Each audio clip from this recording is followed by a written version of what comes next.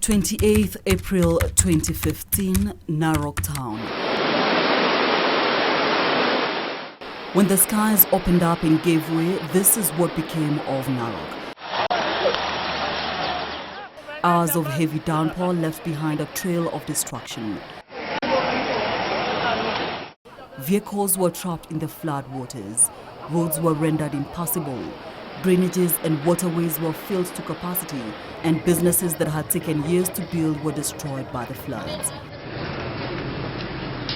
After the rains had subsided, this was the aftermath.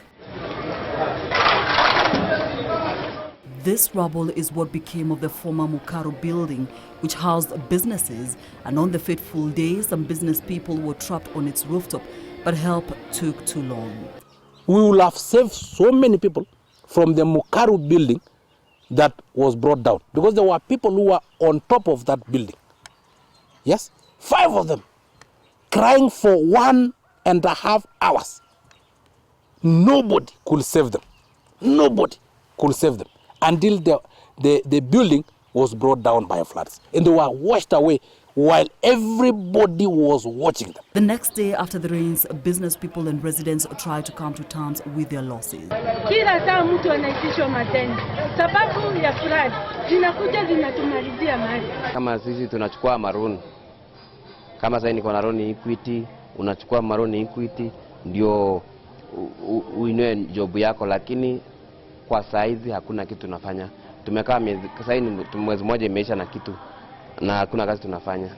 Kwa sasa hivi tunapitia mambo magumu sana, na ndio sasa tunajaribu kurudisha biashara zetu. Which, according to the chair, Narok Business Association, Dr. David Ole Sankok, amounted to R1 billion shillings. But what is the genesis of the floods of Narok? Our forefathers were actually against the development of town, and that is why they sat using their knowledge and decided that since they want a town and the colonial government need a town, let us put this colonial government in a ditch so that when the floods come, it will sweep away the whole of this colonialism.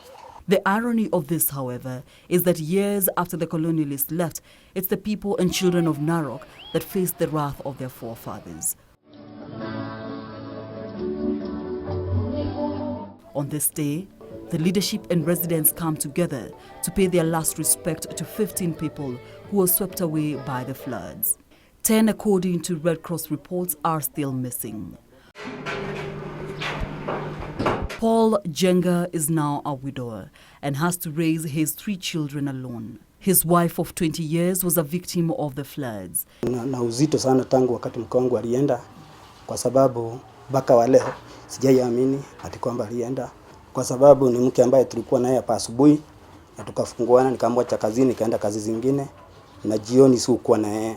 The death of his wife has been especially tough for his children. Na kazi ngumu nao, kwa sababu mpaka saa hii mahali watoto nikienda kuwatembelea shuleni, naona watoto wangu wamerudi nyuma, wamekuwa na hofu. Hii sio kitu ambayo walikuwa wamezoea, na wamekuwa na kazi ngumu hata pale shuleni, kwa sababu wajaamini hata hao mama yao waliondoka. Losing his partner has also not been easy for him. Unapata watu kunipatia pole, kuniambia pole. Sasa hiyo jambo hata nikijaribu kulisahau, marafiki wanakuja wananikumbusha ile jambo. Kwa hivyo nimepatia kazi ngumu, kwa sababu nimekaa naye miaka 20 na mimi sijaienda mahali, nikamwacha more than 2 weeks. So unaona nimekuwa kazi ngumu, nikija hapa jioni sina mama, kazi zangu zimerudi nyuma kwa sababu ile kazi alikuwa nafanya sasa hivi inanipatia challenge kubwa, kwa sababu inanizidi kidogo. Lucy Waithera was also affected by the floods. Mimi nilikuwa na biashara, nilikuwa nauza viatu hapa.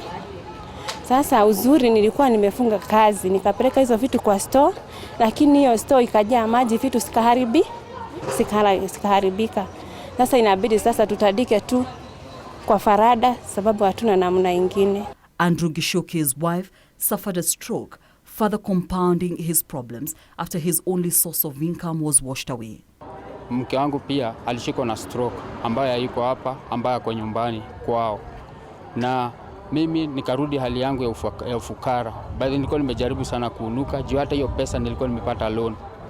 Na mimi nilibeba viatu na nguo ambayo ilikuwa ina cost 1175. His close friend and confidant, he tells me, could not bear the loss and committed suicide soon after.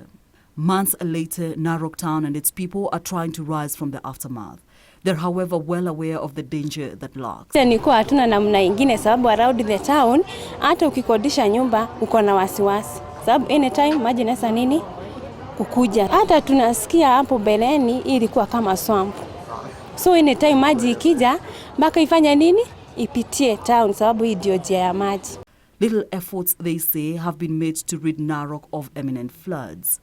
On the second part of this series, Waters of Death, we take a look at the level of preparedness of Narok Town in the event of a similar occurrence. Kamau reporting for Channel 1 Weekend.